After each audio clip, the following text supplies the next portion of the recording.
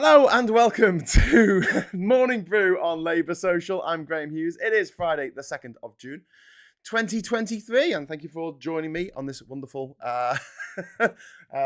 almost sunny, it's getting there, Friday morning here on Labour Social, and we've got all the sound of silence. Better, says Dave W. Thank God. I've got like an entire page of people going, sound, where's the sound? Good job I didn't launch onto one of those sort of 20-minute monologues that James O'Brien's so fond of without actually looking at the chat. So hello again. I just read out a bunch of people in the chat to say hello to. Plum Duff and Wobbly Filament and Master Templar and City Life 2050. We've got Ghost Pouch. We've got Cathal and Councillor Dan Jordan. We've got Jan Wallace. We've got Murray Wilson and Lucy Willis. We've got One Angry Pagan, Danilo and Nick and Diff. We've got Craig. We've got Johnny Coppett. We've got loads of people. We've got 121 people watching at the moment. So hello to each and every one of you. Thank you for joining us this morning. Now, I was just saying that this week's been half term in Parliament because Parliament's run like freaking Hogwarts. Yeah, Hogwarts. Yeah, great, isn't it? The great British institution of schools, Hogwarts schools is that's the reality in which we live, I'm afraid. So nothing's been happening. No politics this week. It's all been really boring, and the government's not threatening to sue the inquiry that it created to look into the COVID pandemic and the response to the COVID pandemic, and the inquiry is looking to sue the government, the Cabinet Office, for not handing over documents in a timely fashion that it was supposed to. It was given a deadline of May, and then that deadline was given another extra couple of weeks, and then that deadline was missed as well, so they gave it another couple of days, and it was 4:00 yesterday that the Cabinet Office was supposed to have handed over all these WhatsApp messages and diary entries and notes from the pandemic era with Boris Johnson in charge. And Boris Johnson's like, oh, just hand it over. Just hand it over, mate. Come on.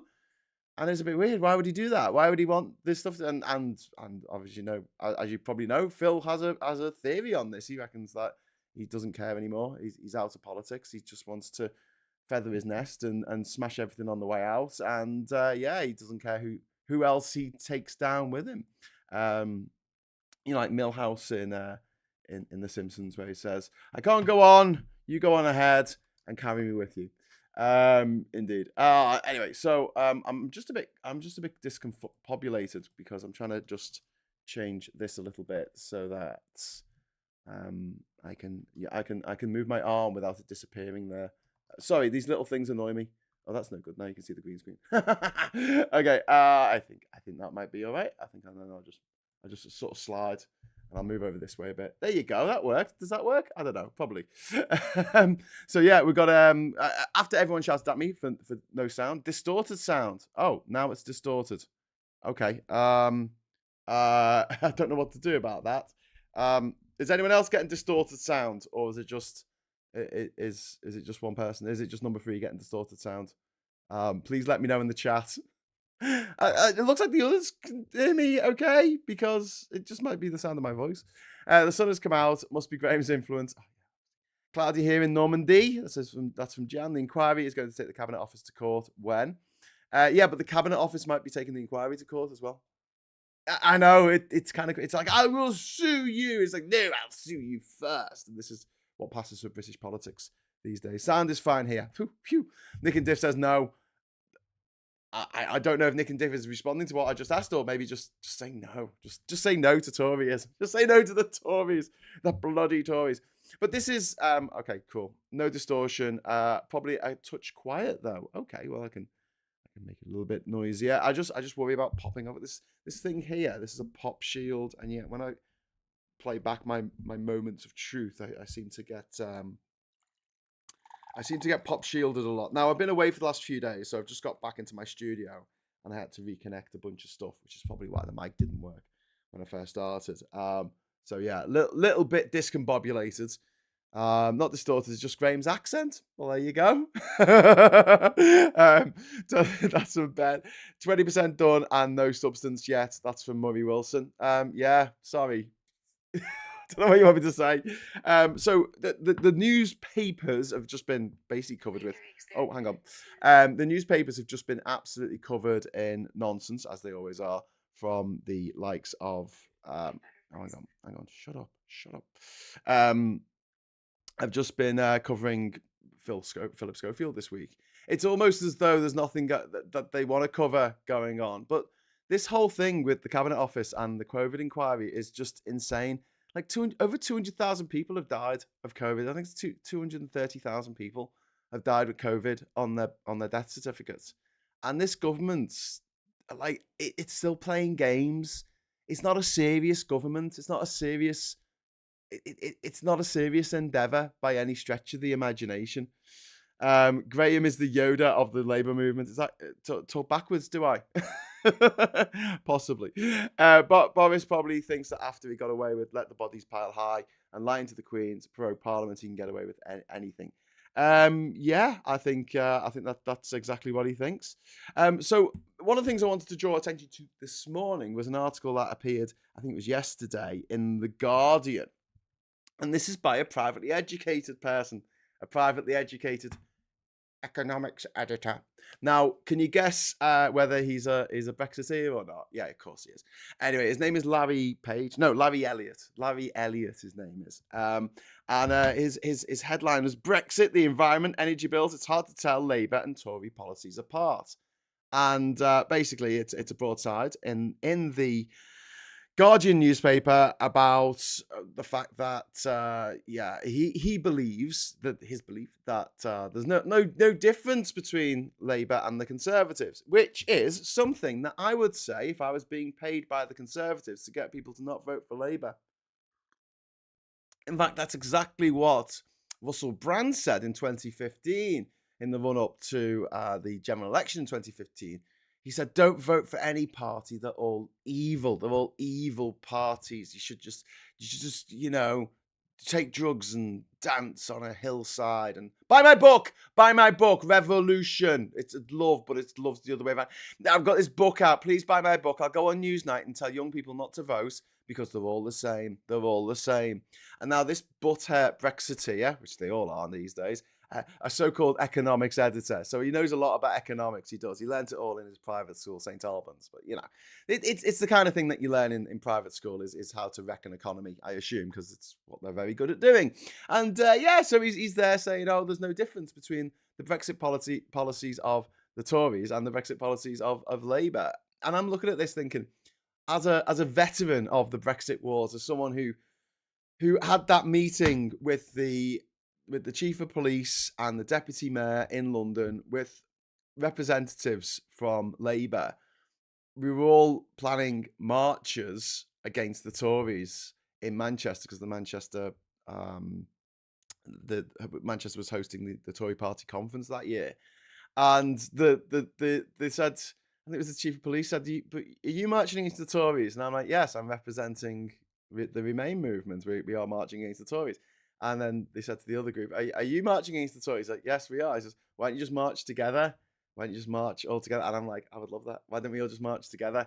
And the others were like, no, we don't want to see a single EU flag.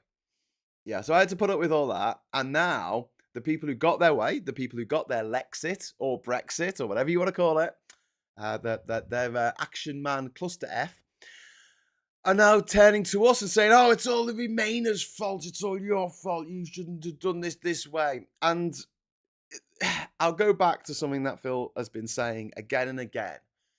It is not the job of the Labour leader at the moment to basically fix all the problems that the Tories have created. That's not what he needs to do right now. What he needs to do right now, the first, foremost important thing that he needs to do is get elected.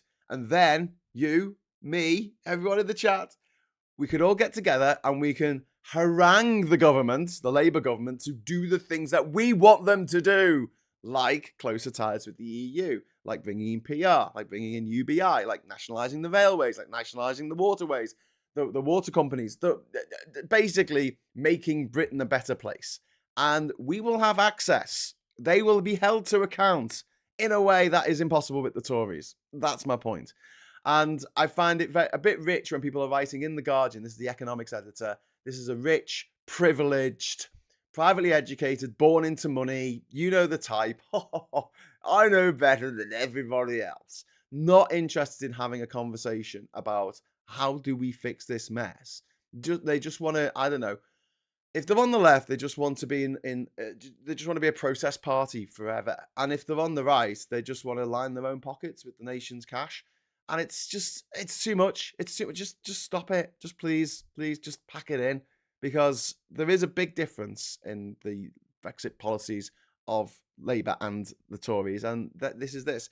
The Tories would like to move further away from Europe because they want more deregulation. They want more what is it called?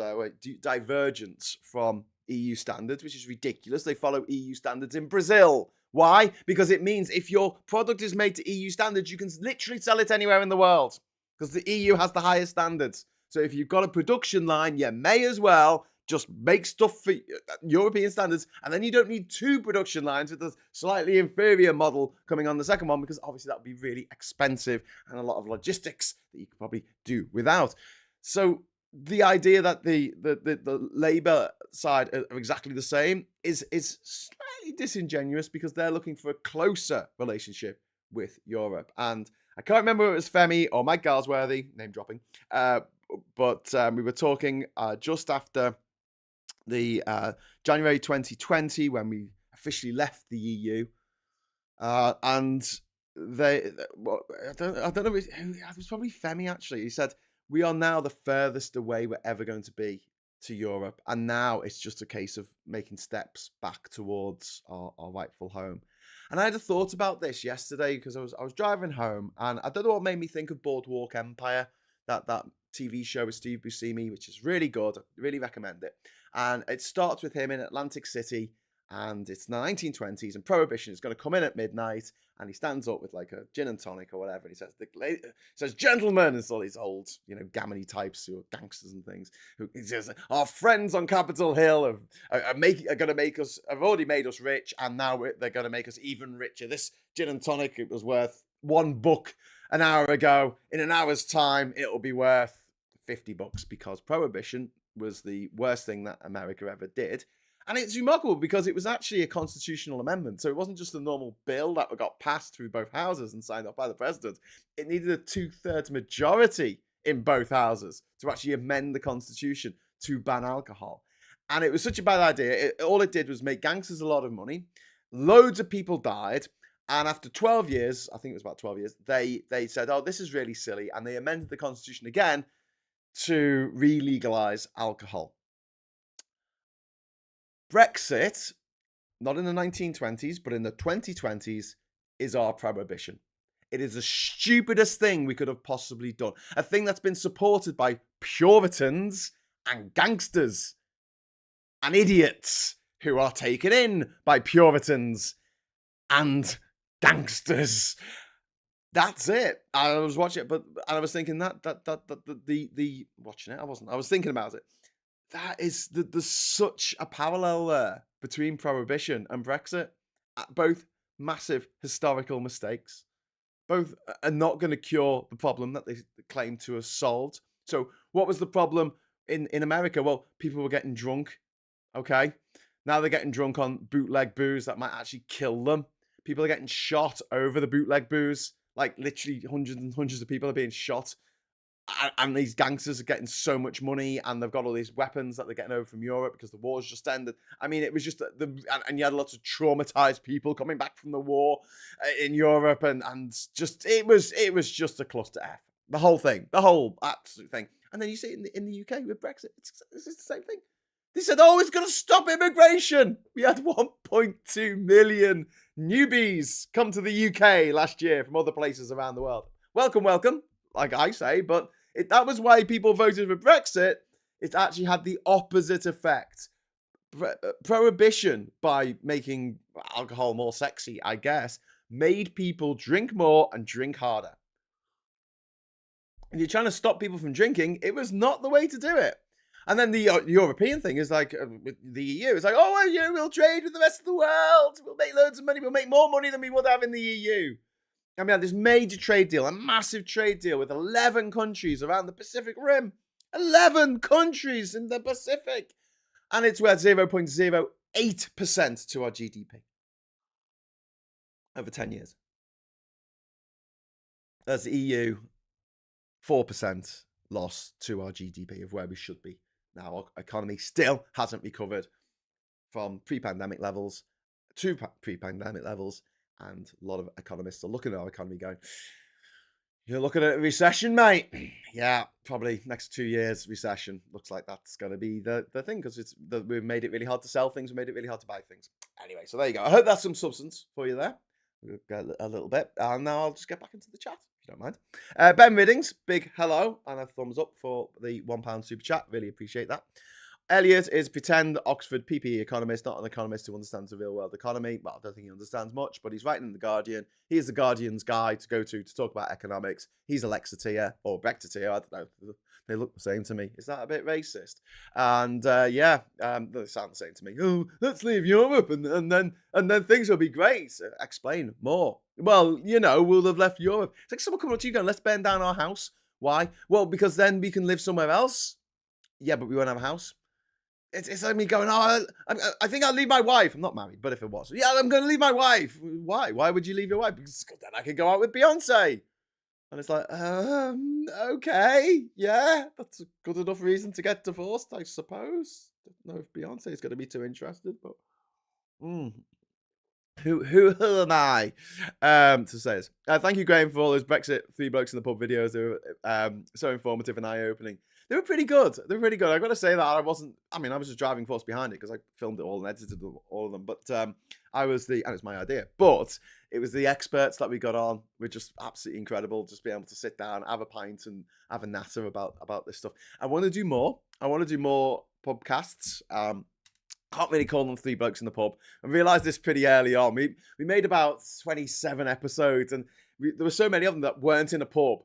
Didn't have 3 blokes. It was like 2 blokes and a woman or 2 women and a bloke or maybe like 3 blokes and a woman. It was getting to the point where it was like, this title means nothing. But then again, it was kind of a good name. But it was thought up on the spot when I first met up with Jason and Kieran in London. And I just pressed record on my camera and said, welcome to, and I realised I didn't have a name. Didn't have a name for the podcast. So I just said, it's 3 Blokes in the Pub, because we were 3 blokes in the pub at that time. Interesting take on Brexit prohibition. I like it. Puritans and gangsters, Tories are both. Exactly, Johnny Cophead. Thank you for getting on with it. Extremists. The Puritans are extremists. They had their own way of doing things, right? They wanted everyone else to have their way of life imposed on them. And that's what the gammon do. They want it because they're miserable and sulky and whiny, and they're always going, "It was not fair. Life's so not fair." While living in a house that has increased in value 700% in the last 30 years, and they're sitting there going, "Oh, life's so unfair. It's so I had to work hard for me money." There was a great bit on. There was a call in yesterday on Lewis Goodall on LBC, and there was this dickhead from the IEA, which is a 55 Tufton Street charity think tank, charity for billionaires, charity for oil companies, charity for the tobacco barons. One of those charities that probably has links to the arms industry. I don't know. It's a charity for the merchants of death. Anyway, so he's on and he's going, "Oh, well, you see, the thing is, I'm very poor, and I don't think that people should have to pay inheritance tax." And Lewis Goodall, kudos to him. He's like, but it's only 4% of the population have to pay it, and it's only after £700,000 inheritance, and then you have to pay 40% tax on anything above that. What's the problem? Seriously, what's the problem? Like, what is the problem? I worked hard for my money. I'm going to be taxed twice. And it was like, no, you are taxed once on your earnings, if that's the way you make your money. But, most of the mega rich don't actually earn anything. You know that Amazon UK has gone another year without paying a single penny in corporation tax. A penny. That's it. Nothing. No hospitals built by Amazon.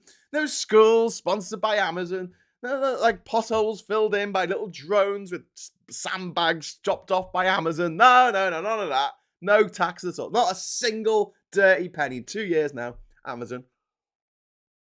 But yeah, rich people whining about having to pay tax, and some people calling in. You're not getting taxed twice. It's the person who inherited it. It's the person who gets a windfall. It's basically a windfall tax, right? It doesn't matter how hard you worked because you're dead. Doesn't matter. Doesn't matter. They're getting money for nothing. They haven't worked at all. So if your argument is that you should work hard for your money, and if you work hard, then you should be able to keep it. Yeah. Your kid hasn't worked hard, mate. They've just been given £700,000 tax-free, and then is whinging about the fact that the other 17 million of it has a 40% tax slapped on it, and it only affects less than 4% of the population. Inheritance tax, I think it should be 100%. Over 700,000. That's it. 100%. Everything goes to the state. Or you can give it to charity. But the IEA in Tufton Street is not a frickin' charity. And the fact that the Charity Commission allow these mysteriously funded think tanks to call themselves charities to get out of paying tax, because that's the whole mantra, isn't it? The Taxpayers Alliance. We don't think we should pay tax.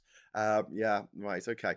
And then when you know when we spend all this money on PPE, that doesn't work, or a track and trace system, 37 billion on a track and trace system doesn't work. The Taxpayers Alliance goes really quiet. You see the tumbleweeds coming across the screen. You hear a bell tolling in the distance. What's that, Taxpayers Alliance? You're not bothered about them spending 37 million on an app for a smartphone that doesn't even work. Yeah, you're not bothered about that. But oh my God, there's a single mum and she claims an extra £37 a week because she's got 17 children. How dare she? The world. Want the Tories out? Get out with your local Labour candidates and campaign, door knocking, phone banks, etc. Welcome volunteers. That's from Gary, yes. Heather Hallett, this is who's in charge of the COVID inquiry.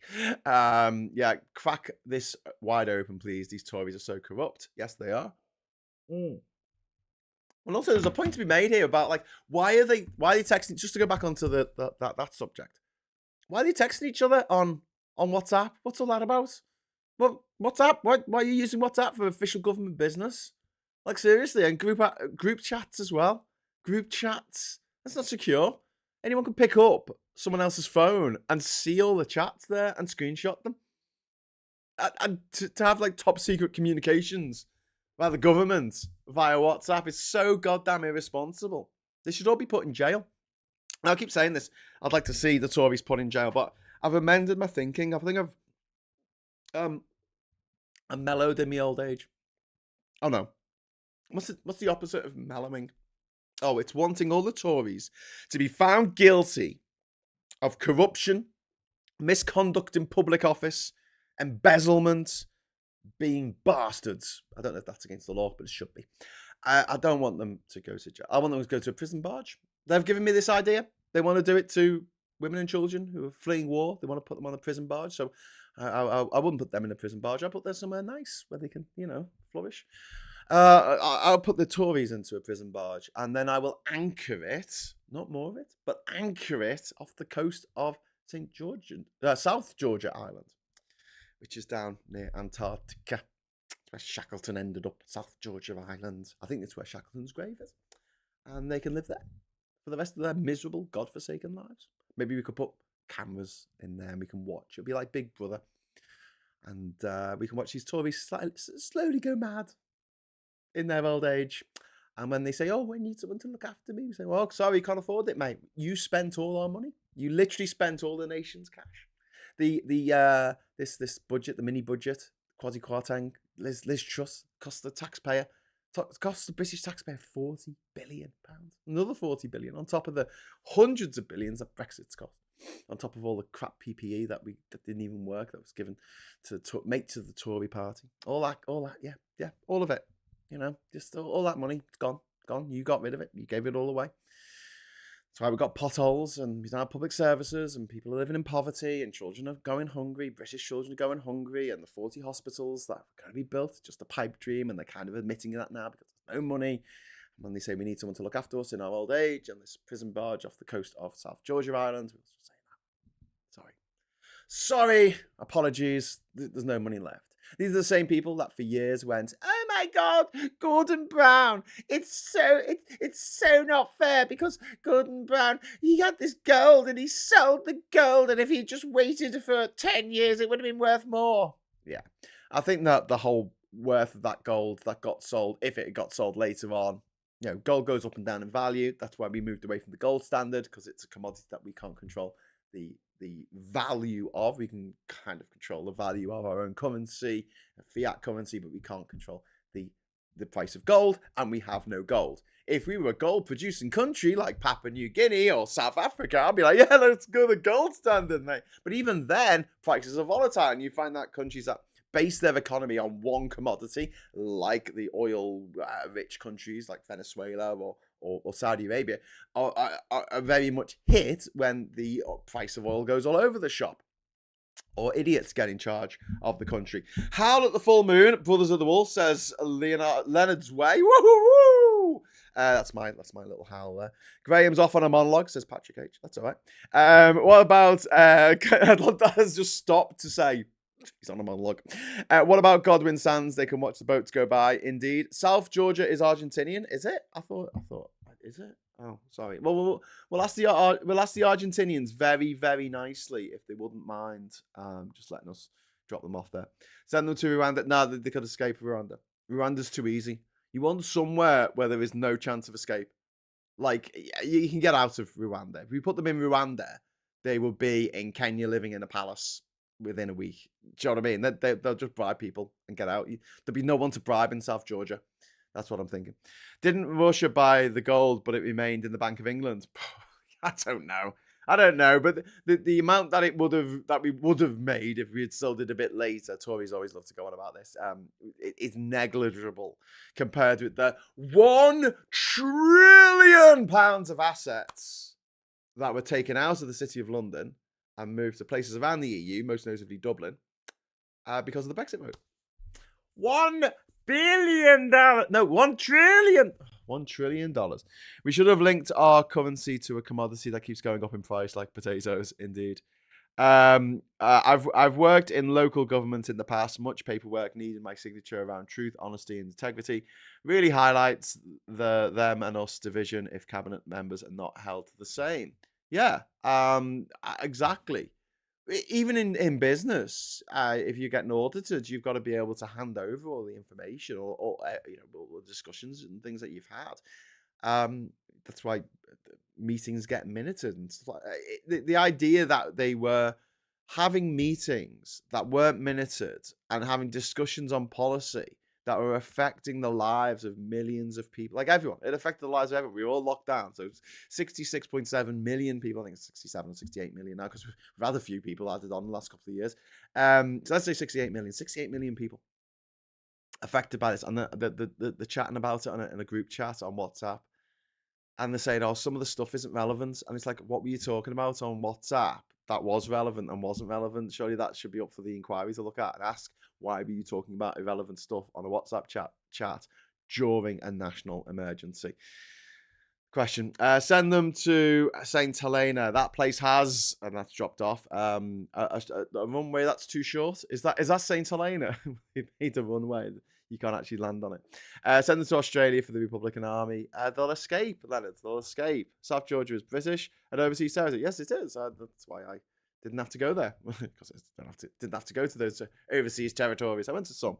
Irish are legends. We should base economy on leaves. That's from John Clements, taking a little bit of advice from the Goga Frisian people on the B arc. I'll smear the Tories in fish paste and then introduce polar bears. I love that, Ian, too. Maybe they'll be friends with me. No, they won't. They'll eat you alive. But yes, Ned, we got there. We should linked our currency to a commodity that keeps going up in prices like potatoes. And we've also got Craig saying, I think what scares them is how many had in their hands in the till. I don't think they realised at the time how many Tory friends and donors could be caught up and may start rolling on each other. Yeah, I mean, the amount of corruption from this Tory party, this Tory government, is off the charts. And Britain's always been a bit corrupt. It's always been a bit corrupt. And it's very rich when Britain goes around the world saying, we're going to do away with corruption. Ho, ho, ho.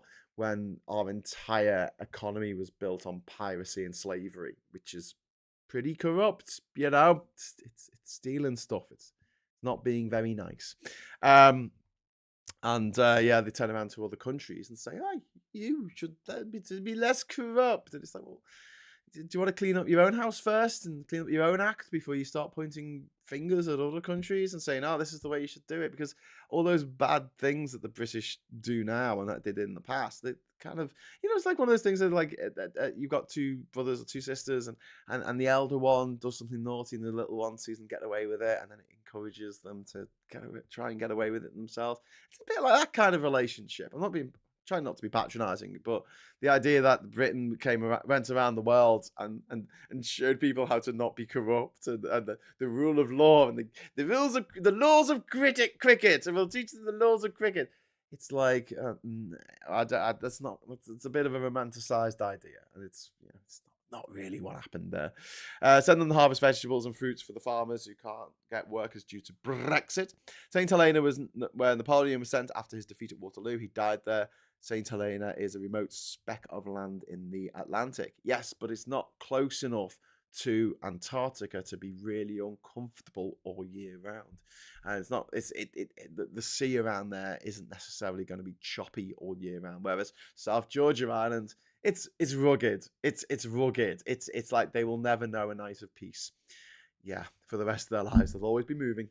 They'll always be moving. Woo! That's why the capital of the UK should be Vienna. Drop the Tories on a deserted island and tell them there are no regulations and taxes, so they should be happy there. Tory Island. There you go. That's a Channel 4. That's a Channel 4 TV show, isn't it? For like one of their daft TV shows that they like to make. And we'll do that. Tory Island. Drop them all on an island and get them all to fight each other to death for the meager resources of the one banana. Ernie says that wasn't colonization, it was a self-improvement course we gave them. Yes, indeed. Make them live on universal credit for a year. Yeah, I'd like to see 30p Lee live on 30p a day. Let's do that. That would be a great reality TV show. Should we do that? Let's have 30p Lee Anderson living off 30p a day for as long as it takes for him to not live on that anymore. You just take away the last few words of that sentence. Graham, how do we broach the subject of a new social contract? Well, first of all, I know it's going to sound like a broken record, but we've got to get Labour into power. Labour's got to get into power, and then we can start talking about a new social contract. And I think this is going to come if Labour manage to win the next election in a landfall, and the Tories fall into disarray, as I hope they do, and elect some completely unsuitable leader that everyone hates. I think that we could look at this kind of stuff, because Keir Starmer has already said that he wants to reform the House of Lords, and with the reform of the House of Lords and more devolution for other areas around the UK, I think that we might be heading that way for a new social contract. And certainly, if Scotland gets another referendum, which I think they should, but. And I don't want to upset my Scottish friends watching this, because I really, really want Scotland to get independence. However, on a practical note, I do think that it should be a 2/3 majority. In my defence, I thought it should have been a 2/3 majority for us to leave the EU, because it was such a momentous decision. It couldn't just be 51-49% to say, let's do this. I think it's just, it sows the seeds of a conflict for years to come, because as that horrible little poison man frog Farage said just before the referendum results came in, he said, well, if it's 52-48 to remain, then we won't be giving up. We'll still fight on. Things won't be sorted, not for a long way. And it's in a way, he admitted the fact that it would be a bit tenuous if only 52% of people said we should stay in the EU. I'd like to see a much bigger proportion of people saying that. However, that wasn't the change to the status quo. For a change as constitutionally momentous as Scottish independence, I think that, 16-year-olds should be allowed to vote, 17-year-olds should be allowed to vote. I think that people from the EU should be allowed to vote. Anyone who lives in Scotland should be allowed to vote. And not necessarily Scottish people who live in England.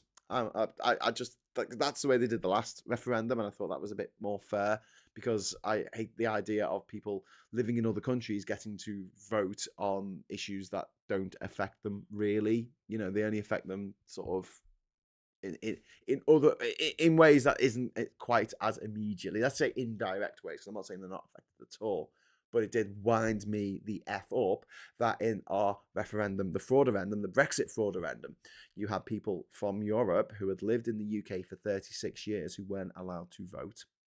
Meanwhile, you have people from Palau. No, that's not part of the Commonwealth, is it? From Tuvalu. People from Tuvalu who were living here in the UK who could vote because they were part of the Commonwealth. Even though it didn't affect Tuvalu in any way, shape, or form. Well, it will because of Brexit and because we've wasted 7 years of our lives and the next probably 17 years of our lives with this stupid, idiotic problem that we created for ourselves. A problem that didn't exist, didn't need solving, but we said, oh no, the EU is a problem, we need to leave. And now we just have no end of problems, and it means that we're not concentrating on leading the world in the fight against climate change, which is what we should be doing, because we've been completely distracted against that. And Tuvalu, out of all countries in the world, is one of the most critically endangered because its highest point is only about a meter above sea level. And they have king tides. They've been having them now for 15 years, I think. And basically, the king tide comes in, floods the whole island. And when the water recedes, it leaves salt in the ground, so crops don't grow. Cassava, yams, whatever you're trying to grow doesn't grow. And you've got the other problem that it gets into the waterlands, which means that you can't get groundwater that's fresh anymore. So you have to get rainwater collection. You have to rely on rainwater collection, and because the climate is changing, it doesn't necessarily mean you're going to get rainwater consistently like you used to, and you might end up getting a couple of months in Tuvalu or in Bocas del Toro in Panama where you don't get any rain at all, which is odd for, in the case of Bocas del Toro, it's a rainforest. Anyway, Sunak is a snake. That's from Audrey. Yeah, can't disagree with that. One Angry Pagan says, my rats are more logical than Sneaky Snoonak and his inept cabal. Brits abroad couldn't vote. That's from Jan. Yeah, that's true. I think I think it was only after 15 years you couldn't vote, wasn't it? But yeah, maybe if they couldn't, which was another thing, because it meant that they would have to come home or at least get residency in the country that they're in or citizenship, and they had to change how they basically live their lives. They had to get a new driving license, all this kind of stuff that affected them directly and the integration with the UK and their country that they lived in Europe. I mean, it's like prohibition, mate. Terrible idea. Will only last for 10 years, and then everyone will look back and go, oh my God, why did they do that? I mean, it was obvious that it was going to be a disaster at the time, and then it was a massive disaster. Funny that. What happened to the story about Sunak, the hedge fund and investment into Moderna? I don't know. It's like scandal fatigue, isn't it? It's like going on to Netflix on a Friday night and go, let's watch something, and there's just there's too many options, so you end up not watching anything.